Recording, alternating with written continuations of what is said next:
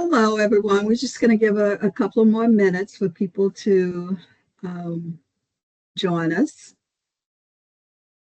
We see people coming in, so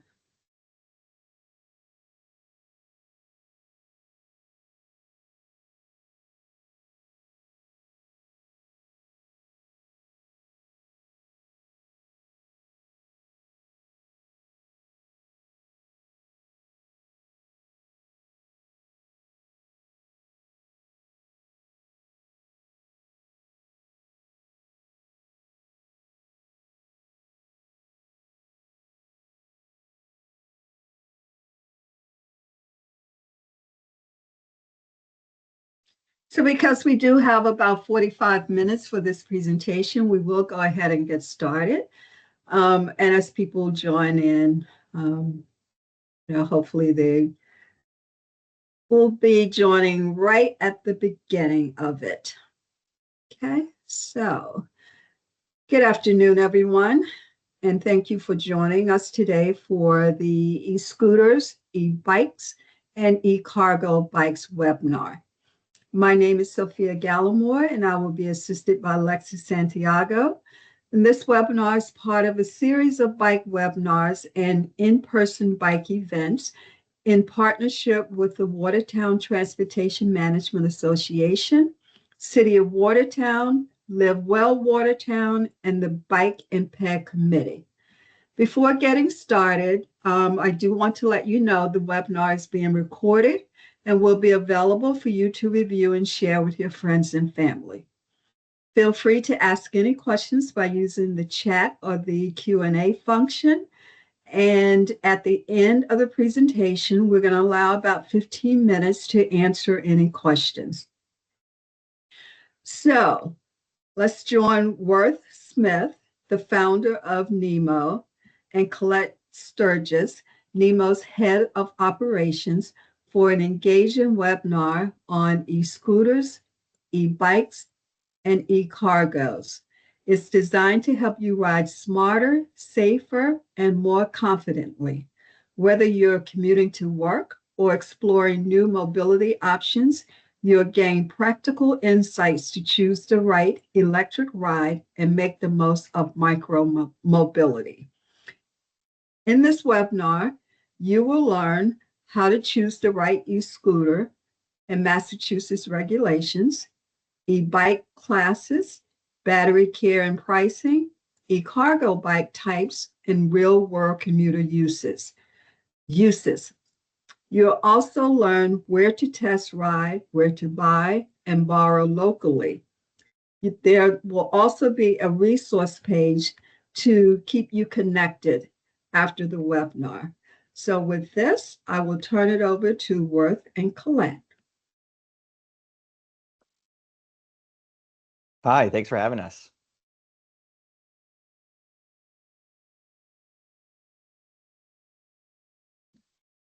Oh, Colette, is your microphone working? I think so. Oh, is that all yeah, we right? can hear you now. Sorry, go ahead. Okay, great, perfect. Yeah, welcome. Thanks for having us. This is going to be our presentation on eScooters. Thank you for the great introduction. We could probably just go right to the next slide. Sweet. So just to start with who we are, who NEMO is, we're the mobile bike mechanics who show up to your house, to your work, wherever you need, on our e-bikes to fix whatever your e-bikes or regular bikes, but I'm gonna say e-bikes for now just because that's the topic of conversation. So we're based in Longwood, the Longwood Medical Center.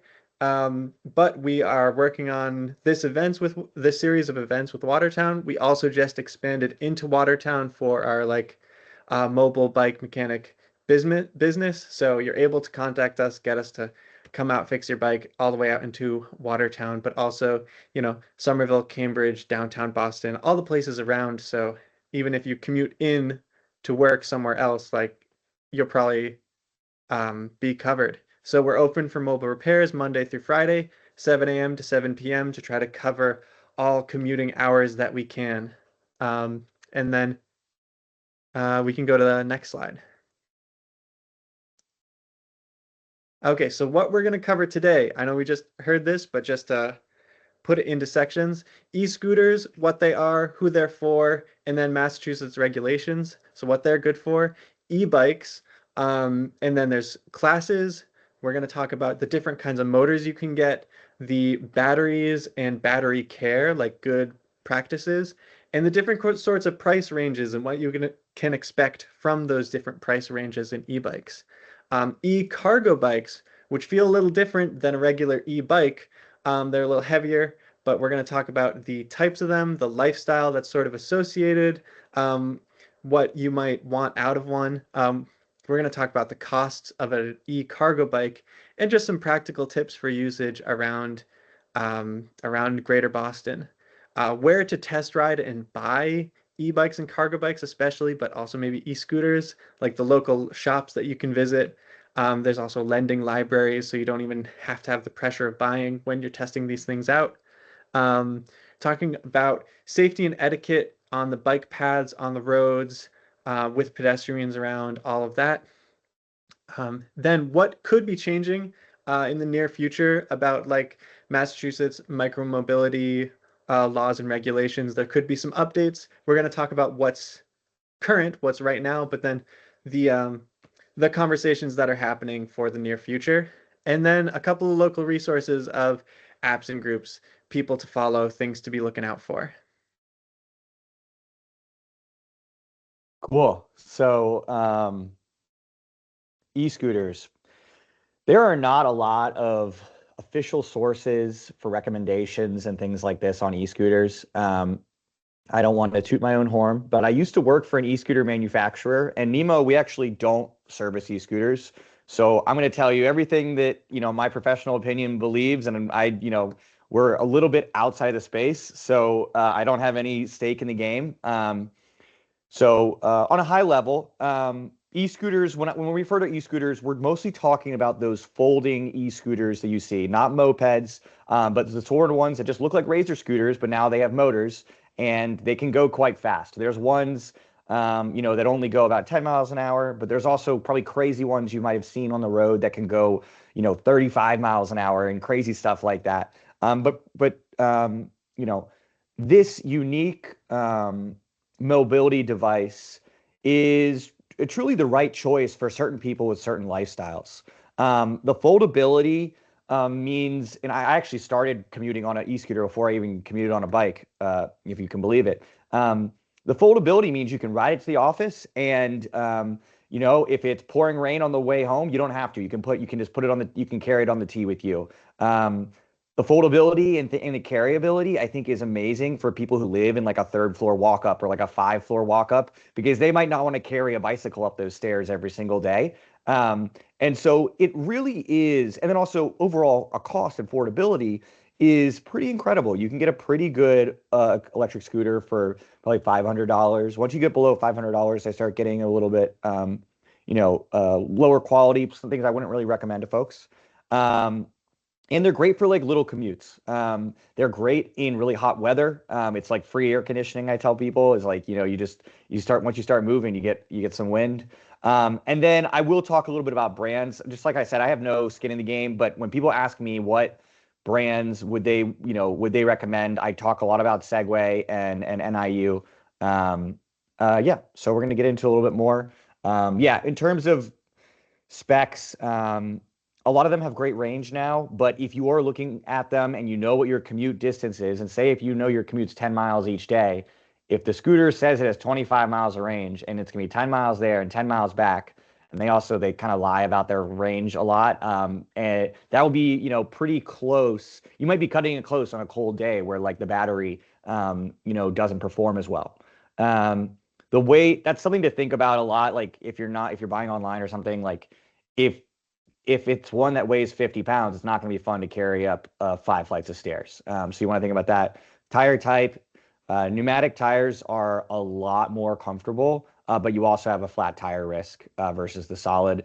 And then braking system, there are a few different kind of braking systems, and I highly recommend going with one with a disc brake or a drum brake. If it only has an electronic brake, then if there's an issue with the software, then the brake won't work. And so I really highly recommend like mechanical brakes on e-scooters. Braking is something you should definitely be thinking about during your purchase process. Um, the safety and Massachusetts regulations. E-scooters are very poorly regulated under the current sort of regime. So, you know, you're basically allowed to ride them 16 plus. You're supposed to wear a helmet. There is a max speed. You can ride in the bike lanes or on the road. You're not supposed to ride on the sidewalks. And the rules currently state you can't ride after dark.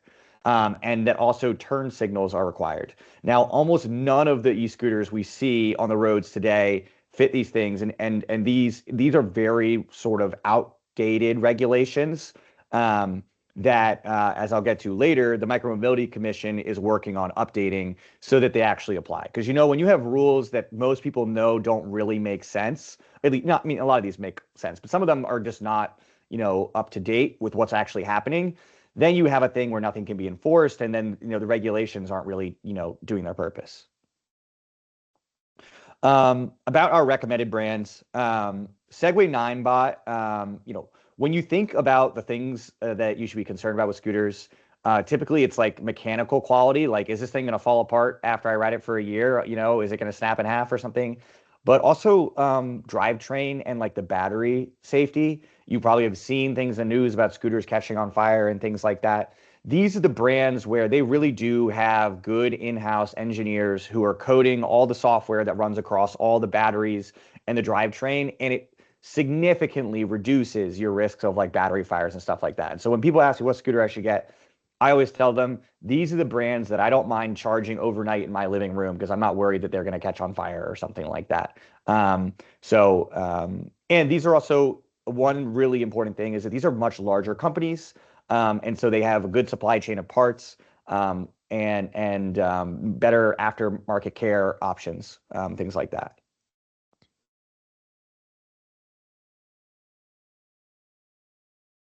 All right, now moving on to e-bikes. So with e-bikes, there are 3 classes in Massachusetts right now: Class 1, Class 2, and Class 3. The classes are defined as pedal assist only, with different sort of maximum speeds. And where things get a little bit wacky is a little bit on the sort of Class 3 and on the higher and higher speed size.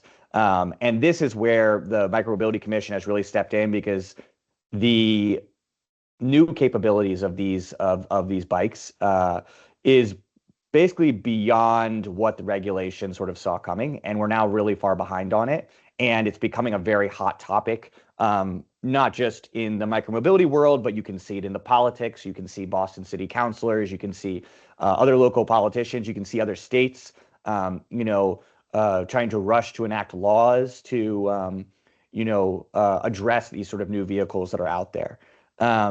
In Massachusetts right now, e-bikes are treated basically the same as regular bicycles. And this is an important thing to recognize as you're going through like sort of your shopping experience. With e-bikes, and this is something that a lot of people ask questions about, and this is a really good opportunity to explain it. There's basically, the motor can be in 2 places. So it can be in the wheel, which is what you see on the left here, which is a hub motor. These typically tend to be like the lower cost ends in the market. What having a hub motor allows you to do is that the bike can also have a throttle. I know throttles can be a little bit controversial because people are like, oh, well, isn't it then a motorcycle and things like that? But if you've met people who ride bikes or who ride e-bikes, a lot of people really appreciate the throttle because it helps them get a little bit of boost of speed right when the light kind of goes green. You know, if you ever ride a bike on the street, sometimes when the light goes green, all the cars rush past you and you feel like,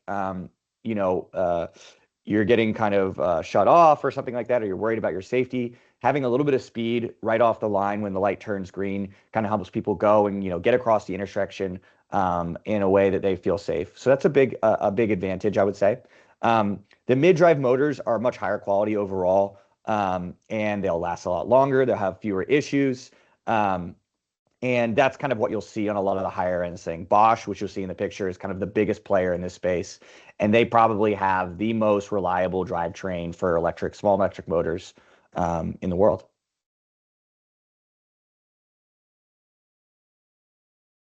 Okay, so batteries and maintenance. This is going to apply both for e-bikes, but also for the batteries on scooters. Um, so lithium ion is a standard quality battery. I don't think you'll find anything else on the market, but it's the same technology as in phones, and that's sort of a fun fact. The range really depends on what kind of bike you're riding, but a lot of them tend to go for 25 to 70 miles per charge. And the way that you'll see that balanced is that on bikes with more powerful motors, they'll tend to put bigger batteries on them.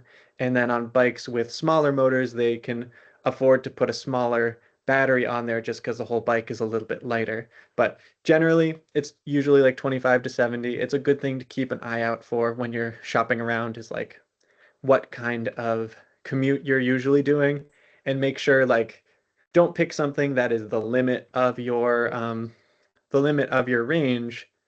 If like you have 15 miles total to ride and you got something that only goes 20 miles before you need to charge it, um, I wouldn't suggest that for that two steps later where it says cold weather, because this is something that NEMO experiences a lot because we ride through the summer, through the winter, through all weather, is that battery range loss in cold temperature. Also, a little bit in really hot temperature, like 100 degrees on those really hot days. Batteries are really designed to function best, I think, around like 60 to 80. There's a range of ambient temperature where they're most efficient. And then when it's really cold, there's a lot of battery range loss. It also it helps to know, and it's really important to know, when you're charging a battery, you don't want to charge it when it's below 32 degrees. It can damage the cells of the battery, which will make them generally less effective over time. So you want to bring it inside, charge it inside your house as best you can. Some bikes I know have batteries that are attached to the frame. So that's something that you might want to keep an eye out, is if you get a really heavy bike and you can't bring it inside, even if it's in like a cold garage, you got to know your strategy for how you're going to charge that thing.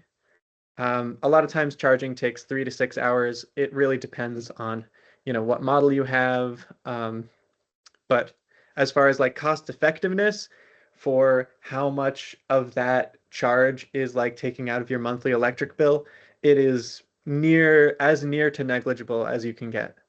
Um, Battery life, because these things do get old. You see it in your like cell phones. If you've got like an older model cell phone, it's got like just a terrible battery life. It does happen for these too, even though they're larger.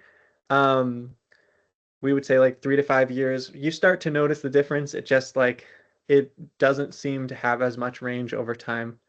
Um, and then replacement cost is going to depend a lot on what bike you have, what models are compatible.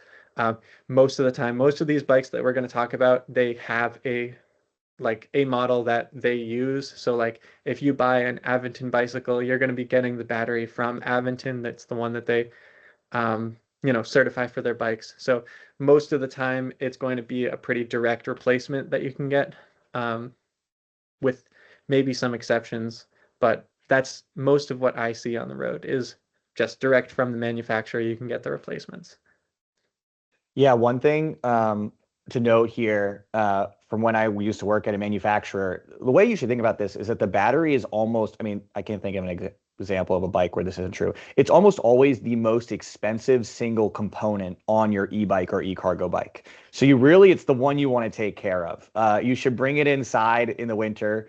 I mean, you don't have to, but like you should think about how you treat that, whether it's temperature or batteries also really don't like to be dropped. You should treat that like a very valuable thing that you want to take care of, because you will get sticker shock when you see the replacement costs for some of these. What I would also say is I would never recommend buying a battery used for the most part. Like, I mean, you can do it if you want, but you'll never hear a professional like myself or Colette like recommend doing that. And we always recommend buying the ones like directly from the manufacturer, the ones that are like certified for that bike. Some of the crazy battery fire stuff you've seen in New York, a lot of it has been traced back to certain shops that are trying to repair batteries and sell them used and things like that. And the way battery manufacturing works for the most part is once a battery is manufactured and it's in the pack, it should never be reopened and tinkered with again. Now, there's some DIY people who would disagree, but they're doing all that at their own risk. So yeah, I just wanted to add that one extra note. Okay, so e-bike price ranges to look out for. We're going to talk entry level, mid range, and the sort of premium bikes that you'll see around. In my experience, I have not seen a lot of reputable bike brands that I like. That reputable bike brands under this $1,000, $1,000, $2,000 range. They exist. Also, sometimes these bikes will be on sale for lower than that. But generally, for like good, reliable bikes, part of why I mentioned this is because it might have all of the technical parts that say like, oh, this has this watt motor, it's got this battery. But if the bike itself is not assembled very well, if it's not designed very well, it's just going to be a nightmare to work with. It's going to be really hard to fix. You'll bring it to a shop and they'll say, I don't touch those bikes, and you'll just get yourself a lot of headache. But all of these brands in this this page are ones that are sold in shops around here. So they're things that mechanics will recognize and say, oh yeah, I know that, I can fix that. This is a reasonable thing for you to ask me to do. So entry level, some of the big players are Lectric, Aventon, and Ride One Up. We actually ride at NEMO, we ride Aventon bikes just because we wanted to know how they rode and how to fix them. So we ride ones by that brand. A lot of times you'll see the hub motors, like Worth was saying earlier, they tend to be a little cheaper than these mid-drive bikes. That's not to say anything against hub drive. There's a lot of really good bikes with hub motors. It's just a sort of, it's the range that you see. You'll see like pretty normal basic components. You probably won't see any like 12-speed super range gearing on these things. But it's great for getting into it. It's great if you don't want a huge investment. But if you go into that mid-range, which is like the 2 to 4, that's when you start to see some of these really recognizable bike brands like Cannondale, Trek, Specialized. Those are all bike brands that have been around for decades. And then they have started to make e-bikes as the technology has, gotten into their as they've started to make it. So they make really great bikes and then they make them electric, which is great for reliability. It's great for like recognizability. Here's where you'll see some hub motors, some mid-drive motors. They might put in some more like quality components that might make shifting a little bit better. It might just be a little more comfortable to ride. Sometimes it's just like the posture, because they know how to build a bike that is comfortable to ride for miles. You'll find that sometimes these ones will be more comfortable, even though you're getting assist from the motor, you're still in a bike posture. So this is a good sweet spot for like commuter style bikes. In this premium, you'll see really nice bikes, and you'll also see some of the quality cargo bikes, because cargo bikes always lean on the more expensive side. They're heavier, they're made to carry a lot more weight. So to get that sort of good quality in a cargo bike, it's going to get a little more expensive. So you'll see things like Ries and Muller. They make, I don't know if I pronounced that right because it is German, but they make some really high quality cargo bikes. Gazelle makes some like super top-notch commuter style bikes, and Tern is also great cargo bikes and foldable e-bikes. But yeah, you'll see the Bosch motors, which is sort of the biggest name in mid-drive motors, sorry. You'll see like integrated lighting, like everything sort of built into the bike in a way that's really convenient. So this is the kind of bike that you would expect to purchase, and then as long as you keep up to date with your maintenance of this bike, it'll last you forever. One thing to add here, we know from our experience, because we have customers who have this full range of bikes, and we really do believe you get what you pay for, meaning we can look at the data and we know that a bike that Tern makes that has a similar model that is made, a budget version, maybe made by Aventon, we can tell you that those people call us for repairs about half as much every single year. When you go on the more entry level side, a lot of times they kind of cheap out on some of the components. They might use an alloy that is cheaper. They might, use plastic in a place where you would normally use metal or something like that. And then, when these e-bikes are riding and you're riding them every single day, you tend to beat it up. They just don't last as well. But there is a huge upfront cost difference, right? So it might make more sense for someone to pay for, $600 of repairs every single year on an entry level rather than dropping $6,000 just to get on an e-bike. Good for the next. Yeah. Okay, so eCargo bikes. I've mentioned them a couple times now. These are the ones they tend to have smaller wheels than a normal bicycle. They look really like a little lower to the ground. They've got a long tail a lot of the times, or some of them have a giant bucket up front. These are, most often I see them as young parents with kids who can't ride their own bikes yet, and you put in seats in the front or the back. That's what I see most of the time, but they're also good for hauling a lot of gear. This is the style of bike that NEMO uses because we have to carry tools, we have to carry a bike stand, we have to carry a bunch of parts, and then like all sorts of grease and lubricant, like everything that we need. And so we can fit it all onto one of these eCargo bikes. They can be really convenient if you've got the sort of lifestyle for it. These are the sort of things that you see when people talk about replacing one of their cars. Some people go from a 2-car to a 1-car household. They are most often talking about getting an eCargo bike just for the flexibility in like how much you can put on that bike. So yeah, it can replace car trips for like hauling a bunch of groceries. You can carry your kids on it, so like daycare or early elementary school drop off. Um, there's a really growing community with it. Especially I live in Somerville, so I see it a lot in Somerville, Cambridge, but it's all over Boston, all over Greater Boston, down to like in Jamaica Plain. There's a huge amount of this people riding these bikes, and then once you notice it, you see them everywhere. There's a great Facebook group. This is also probably going to be in the helpful links, but there is a Facebook group that is very active. It's called Cargo Bikes of Camberville. I'm sure if you live in Watertown or Boston, that's totally fine. It's just all the people in the local area who have these bikes. And so if you have like this niche thing going on and you're like, I don't know if this is a problem with the bike, or like if I don't know if I need to bring this into a shop, you can, type something out. Or if you have questions about like, should I get this higher model, like this more expensive model of the same brand? Is it really that much worth it? Really great people on that group. And it's very useful. But yeah, like I said, this is the style of bike that we use is we have a Tern and an Aventon a bound eCargo bike.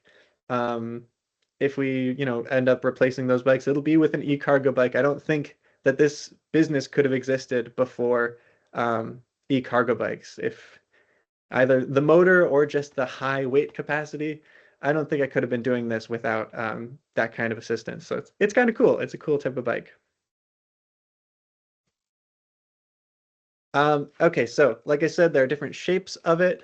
There are the long tail, which I think is the most common one that you see around. It's got a lot of room in the back, and that's typically in the back is where you'll see seats put, or like really big pannier bags. So like really big bags to fit all of your groceries, all of your stuff, and then tends to be less in the front. These are the most common. They're the most like a regular bike, other than in the bottom right, compact cargo. It's the same thing, but it's a little bit shorter. The wheels are closer together, so it pilots a little bit more like a regular bicycle. But these are very similar rides as far as riding a bike. They're what you're going to expect from riding a regular bicycle. Then you've got this one called a box bike or a Bakfiets, which is that's what they call them in the Netherlands.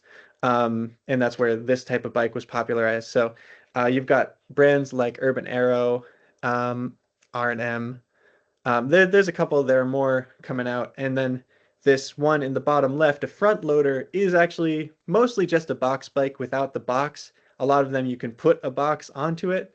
But then there's Bullet and Larry versus Harry and that. These ones, you definitely want to try them before you get one because they pilot a little bit different. If you can see, your steering is far away from that front wheel, which once you get used to it is surprisingly comfortable. But you do have to get used to it. So this is where one of our later slides about how to try these bikes before you buy them is going to be so great. I would recommend it even for the like long tail or compact ones, just because they're a little heavier. They do feel a little different than a regular bicycle. But especially with these box bikes, with these front loader ones, they're a little strange. And then you get used to them, and then they feel like riding a regular bike.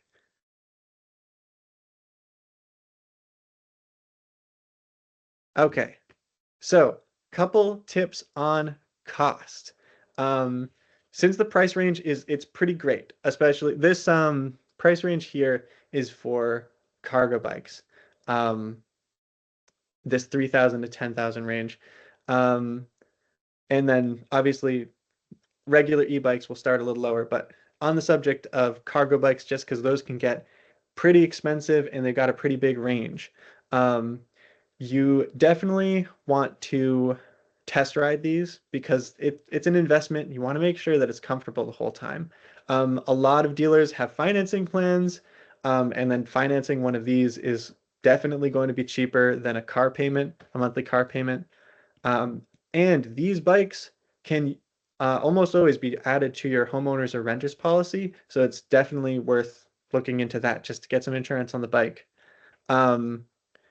But I wanted to mention for price range, when you're thinking about one of these bikes, if you say, I can and want to spend $5,000 on an e-bike, on an e-cargo bike, things that will add up after the fact that you want to take into account is like, are you getting this bike for to carry your kids in? Because if so, you're going to need to get the seats that go on the back. You're going to need to maybe you want to get one of those big plastic covers, those rain covers. Maybe you want to get like this attachment. Maybe you want to put on a basket on the front so that you can carry stuff and have kids in the back. Like all of that stuff, these companies will make really good parts for them, but they will add up. So when you look at the initial list price, you want to think this is the price of the bicycle, but then also I need the things that I'm going to add on to that. So sometimes if you get all the bells and whistles, it could add another $500 to $800 on top of that. Also, when you're thinking about the bike, it's good to try to plan in your yearly tune-ups. So like you're going to go through parts on a bicycle. That's true of any bike. Any bike needs a tune-up, and that'll help keep these bikes really last for as long as you possibly can. So just to keep in the back of your mind, like, oh, it might be like $200 for a tune-up on an e-bike. I've got to keep that in my mind. I've got to know if I'm riding this every day, I'm probably going to go through a couple sets of brake pads every year. I'm going to need to replace the chain whenever it stretches. So like have the initial list price in your mind, but also have that sort of yearly maintenance in your mind. That way, when you bring it to the tune-up, you're not like, I already spent $5,000 on this and now I need to spend 200 more. Like this is crazy. But if that's something that you're thinking about, it could be worth like buying within what your range is plus the maintenance. And the fact of the matter is, this sort of maintenance, when you see the list price, when you see the sticker price on a tune-up, you're like, oh my God, that's crazy. And then it's 2 tanks of gas. And so if you really are replacing a car with one of these bikes, the price is worth it. Like a yearly tune-up, being a couple tanks of gas that would last you a month, you can do the math around this. So that's a little bit of what's on the bottom there. So if a cargo bike replaces half of a like average car trips, you'll still save thousands per year on gas and parking and maintenance of all that, just because maintaining the e-bike is a whole lot cheaper. Right. I'll give this back to Worth for the next one. Just actually, I'm going to go back just for a second. Colette's made two really good points about costs and expectations. The first one is, this is a classic. Like a lot of the companies now, they'll try to get the bike price as cheap as possible, but then you realize that you need at least 3 accessories for it to do what you want it to do. It's sort of like how Apple doesn't sell you a charger when you buy a new iPhone anymore. You'll be like, oh, but I need that front rack. And then you're like, oh, well, that front rack is $150. A lot of the companies, the margin on their accessories is like really high. So you'll be like, I can't believe this kid's seat is $300. And it's just the way the industry is working right now. So that's definitely something to keep your mind on. And then, yeah, the cost to maintain these bikes is going to be higher than other bikes because they are heavier and faster and they are carrying more weight. And so everything that is, a consumable, the tires, the brake pads, the chains are all experiencing a lot more, usage faster and under more pressure. So they're going to need to be replaced more often. Where to test ride and buy. Okay, so try before you buy. Community Pedal Power is an e-bike lending library that operates throughout the region. You can go to their website and you can sign up to borrow one of their bikes for a whole week. And this is really the greatest thing of all time, because if you're like a young parent or something, sometimes you don't know if your child is even going to be able to ride all the way to school without screaming on a bike. Maybe you don't know whether the child needs to be in the bucket in front of you or if you'd be more comfortable if they're behind you. And this program basically lets you try it out in your lifestyle to see whether it's possible. I really like the Community Pedal Power group, and they do test rides, and then you can do the borrowing events. But I really like it because it's a nonprofit, and they'll just give you the recommendation for what they think is the best thing for you. And then also most of the people who volunteer for them are parents who have children. And so they know what it was like to have this bike when the child was 2 years old, and now the child's 8 years old, and you need to change the bike type. They can answer all your questions. And it's not it's not like a high sales pressure environment. You know what I mean? I know a lot of people interested in cargo bikes, but if they told their partner they wanted to go to the bike store on Saturday morning, their partner would be like, we better not walk out of here with a $5,000 bike. And, it's kind of, it's just a different kind of environment. So that is one of the best resources in bikes in this area. Definitely, you can borrow regular e-bikes and eCargo bikes from them, but they really focus on eCargo bikes for the most part. What I also say is, like, talk to your coworkers and your neighbors. Most people who have adopted some sort of this lifestyle love talking about it. And they might have advice that's like unique to your neighborhood or unique to your office or something. You'll talk to the person in your office and they'd be like, oh yeah, but just so you know, in this building, the security guard, he lets me actually charge it in, there's a charger, there's an outlet in the storage room. And so you can actually charge here. That's a useful piece of information because it changes what you might do with your range decision. So unique tips and tricks like that. And then it's also definitely worth noting Cargo B, which is a on-demand electric cargo bike share company in Boston, Cambridge. I actually think they're in Somerville now too. They're in a handful of different places where they're sort of like Blue Bikes, but you can rent it with the app, and you can bring a friend along. If you can bring multiple friends if they can fit in the front, and you can really try out this sort of car-free lifestyle. You can take it to Home Depot and buy an air conditioning unit and then bike it home. You know what I mean? It's really cool stuff, and it's a great way to test it out. Where to test ride and buy e-bike and eCargo bike shops. Okay, so this is one where I'll get myself into trouble if I don't list everyone, but I just listed 3 here, 3 main ones. But I will list some other ones now verbally. There are so many that they would be upset with me if they weren't included. But Landry's is the largest bike chain in the area, and they've really started to take some more steps recently to cater to this community after kind of ignoring them for a little bit. I think they kind of realized the trend is happening, and they now sell cargo bikes in all their shops, and they do work on them too. Bicycle Bell is sort of the cargo bike specialist of the entire region, probably of Massachusetts, maybe the entire Northeast.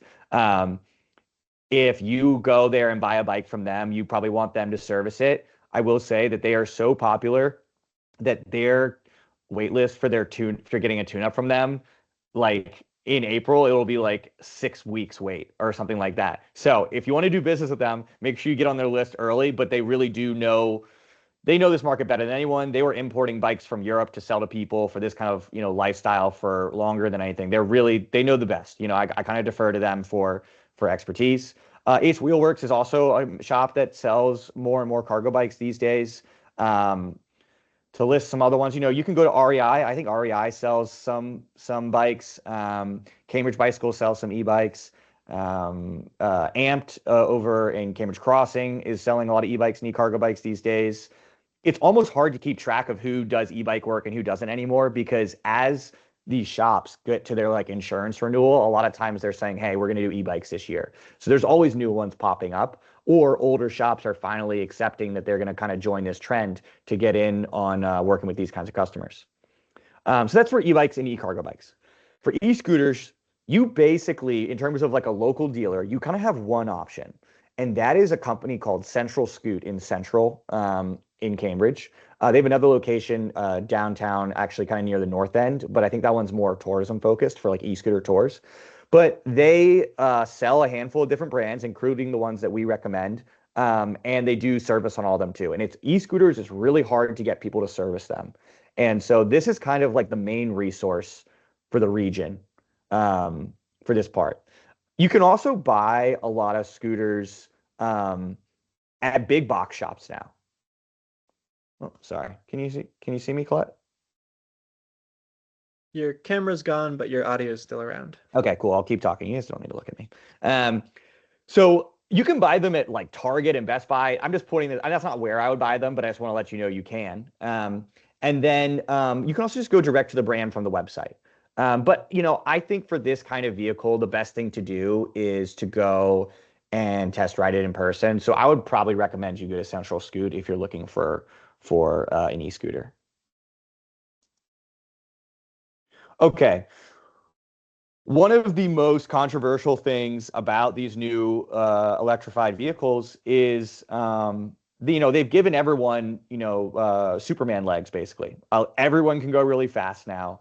And there's been a lot of backlash from the community, and particularly from, the bike walk, sort of like the Walk Massachusetts groups and different pedestrian advocacy groups, because paths and different sidewalks that used to be sort of like the place where you were safe from having to think about getting hit by a moped or a car or something are now having e-bikes on them or e-scooters on them. And depending on your neighborhood, it can be totally out of control. If you go to near some of the college campuses, college kids still learning how to, live life in the city, you'll see them do crazy behavior, and it can be very unsafe. The lucky thing is that people, the speeds are not as fast as a car, and they don't weigh as much, so the collisions are not as fatal, but they're still injuring people quite a lot. So we tell people, if you're biking in the bike lane and you feel like the cars are bullying you, that doesn't mean you go and bully the pedestrians at the next intersection and block the crosswalk. You really got to make sure that you are still following the rules of the road. You're making sure people can hear you and they can see you. One of the biggest things with electric scooters is that they're super silent. And so, you're not huffing and puffing when you're pedaling. And so it's really easy for e-scooter riders to sneak up on you. And so the e-scooter riders really need to be aware that they need to, be careful if they're going to be passing someone, and definitely make sure that everyone knows what's going on. Because this has been one of the biggest sort of like conflict issues in shared use paths that we've had, maybe ever, basically. And then golden rule, ride like your grandmother is walking ahead of you. Ride like someone that you truly love is walking ahead of you. Don't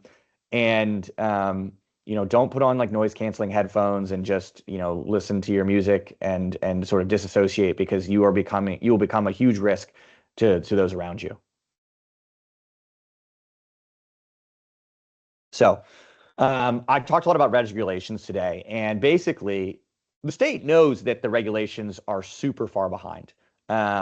And so they put together a Massachusetts Micromobility Commission, which was staffed by, I think, 15 people from across the government, across the private sector. And they basically have put together a recommendation for how we can modernize our regulation. And this was actually released just a few weeks ago, the full report. This is not law yet. This is going to go to the legislature, and Massachusetts legislature tends to be slow, so who knows how long it'll take for them to do it. But I do think that what they're recommending will be adopted. It's very common sense.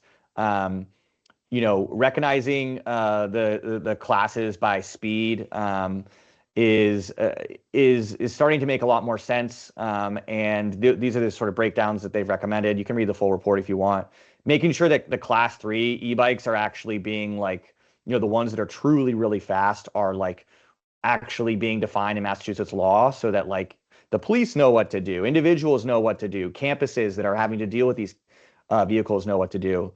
The e-scooters, giving them their own definition, getting rid of the nighttime ban, and then modernizing the helmet mandate, and then speed limits on shared use paths. Now, this is something that we all know. I mean, if you're someone who's used shared use paths regularly, there are people who hit over 20 miles per hour on their triathlon bikes and things like that. There's always been those kind of things, but the ability for anyone to suddenly go super fast on a path where you might be teaching your 5-year-old how to ride a tricycle for the first time is just, we really got to get those speeds down. And so I really support that.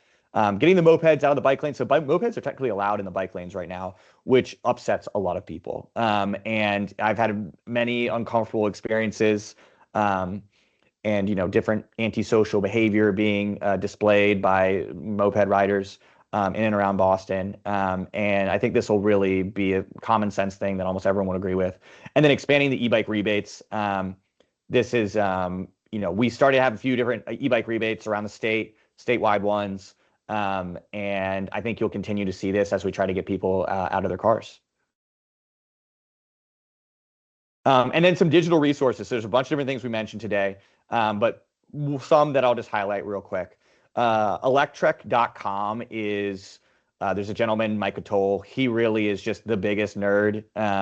He's the Marquez Brownlee of bicycles and e-scooters. If you know who that is, that's a tech reviewer. He really knows almost everything. So that's a great person to market analyst to look to. The Cargo Bikes of Camberville Facebook group is really, really good. There's a lot of people who dedicate a lot of free time to answering questions from people in there. Also, if you just go in there and search questions, I can almost guarantee that you can find the answer to the question that you're going to ask already answered maybe a year before. Maybe you need a new answer. Feel free to post it again. But there's a lot of great conversations going on in there. The Guided Ride series is something that Better City TMA is putting on and partnering with a handful of other TMAs to have people do group rides. This is more generic across the biking industry in general. There's a lot of opportunities starting again next month to join these rides. We like to promote ourselves. If you need a repair or you want us to host events for you, you know where to reach us. The Watertown TMA is really spearheading this series, so make sure you're following them so that you can see what the sort of different options are. The Community Pedal Power Library, these are the folks that you can borrow an e-bike from or an eCargo bike from for a week. If you are looking to dip your toes in, these are the people to follow. Cargo B, you're going to see them on the street. Sometime you're going to walk past and be like, oh, that's what he was talking about. You can download the app and rent them immediately. So if you just, looking for something fun to do or you want to try it out, definitely go for it. And then in our last webinar, I talked about this as well. Watertown 311. When you're riding on these trails, community paths or whatever, and you see something that's dangerous to cyclists, to e-scooter riders, e-scooters have much smaller tires, so little potholes are very dangerous for them. Get those hazards reported, because then the city knows they're there and they know they can take care of them. All right. Now we're into Q&A. Let's look into the chat. I saw Colette, a you question. see anything in there? Yeah, question from Zeke, who I'm also going to quickly, because you put a comment in here just to point out to everybody, senior transportation planner at City of Watertown, and Zeke's put in an email in case you have any extra transportation questions or comments. So a great contact to have. But this question I like is, if a parent with a toddler wants to commute to daycare with an eCargo bike, what's the first thing you'd convey to them? to help support them do the shift from driving. And my answer for that is to take it in steps, where like maybe your daycare is like 2.5 miles away. So let's say it's 3 miles away. That is kind of it's a big step to start saying like, okay, I'm gonna do this 3 mile there, 3 mile back every day starting now. Um, before like, you've gotten used to the bike, before your kid has gotten used to like sitting back there. And that could be that's like a pretty big step. And what I would say is like to take it in steps, maybe the daycare is 3 miles away, but there's a park just down the road.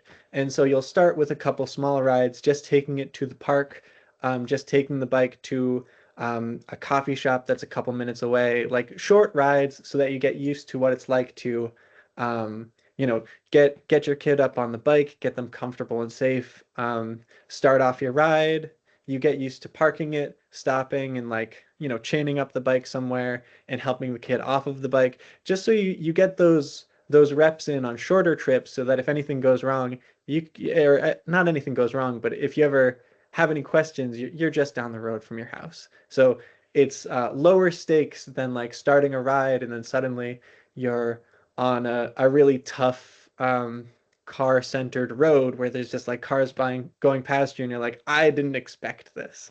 So take it in steps, plan out your route, and like sort of build up to that daycare route before jumping straight into it. Uh, I think I agree with everything that Colette said. I would also say you can take it in like the baby steps possible. First, try riding a cargo bike without your child on it. Try it on the weekend. Try it on a shared use path. Then put your child on it and try it on a shared use path. See how comfortable you feel. See how comfortable your kid feels. Then try to ride to the daycare on the weekend where when there's less traffic, maybe with your kid in it, and see how that kind of goes. Think about, hey, are these intersections going to be kind of weird? Do I understand the light timing?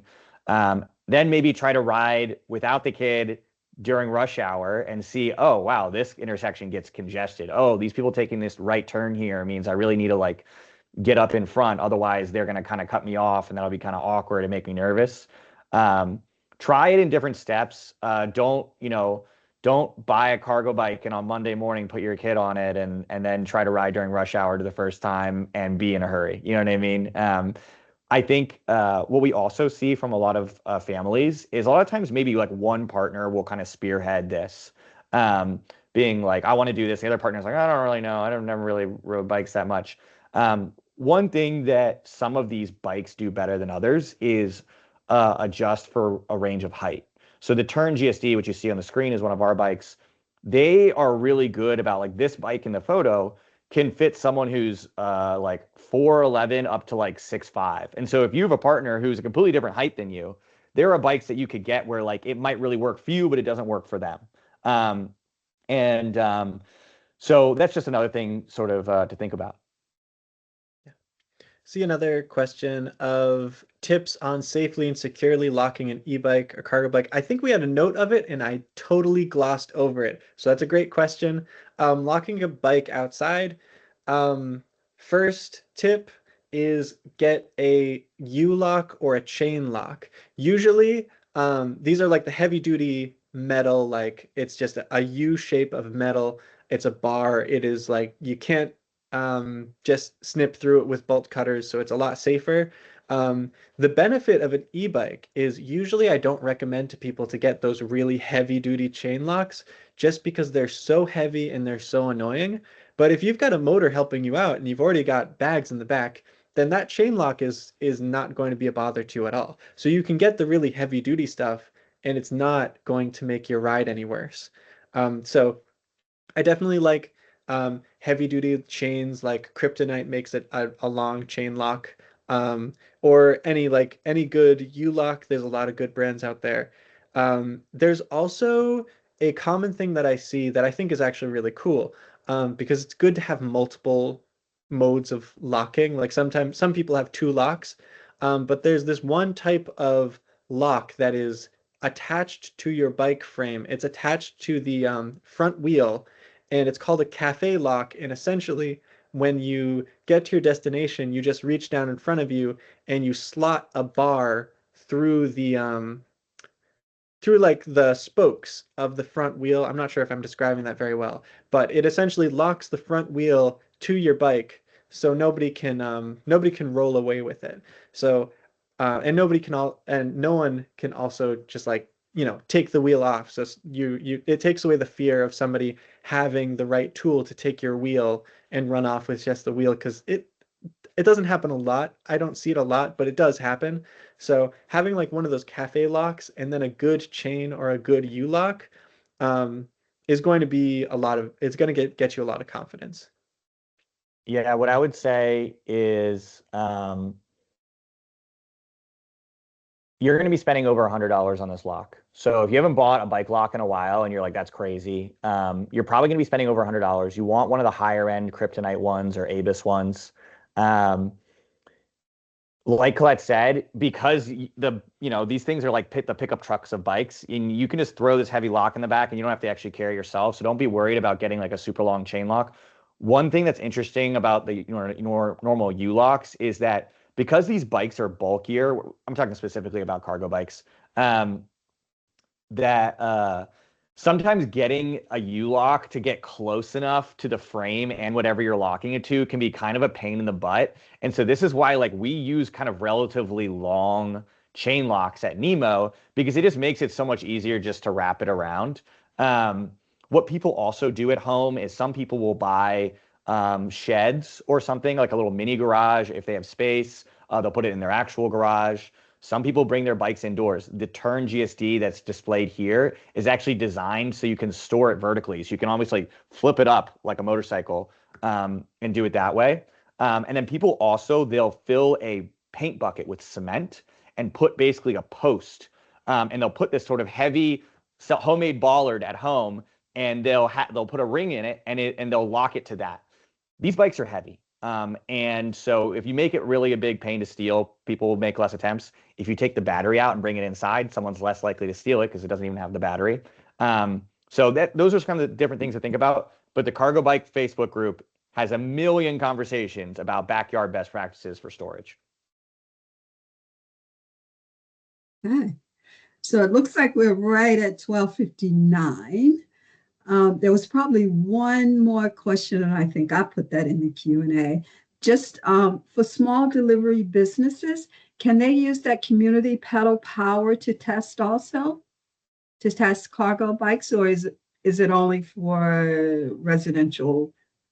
The community pedal power people would love more businesses to use them. I would just be upfront with them about that's like what the intention of the program is, or like you're renting it to try it out, just because they might also be like, oh, you want this model and not this model, So I would say, I think they're probably fine with it. Just make sure you mention it when you're reaching out.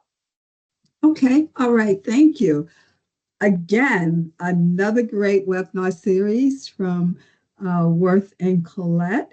And we encourage everyone on this particular call, if you were unable to make the first webinar series, it is out there on various websites like the Watertown Transportation Management Association website. So you can listen to that again. Also, I want to say again, these webinar series are in partnership with the City of Watertown, Live Well Watertown, Bike and Ped Committee. So there's various channels that you can be aware of what the next series will be. So we look forward to everyone joining us for the next one, and we appreciate giving us the hour today. Thanks, everyone. Thank you, Worth. Thank you, Colette. Thank you. Thanks, Lexi. Bye.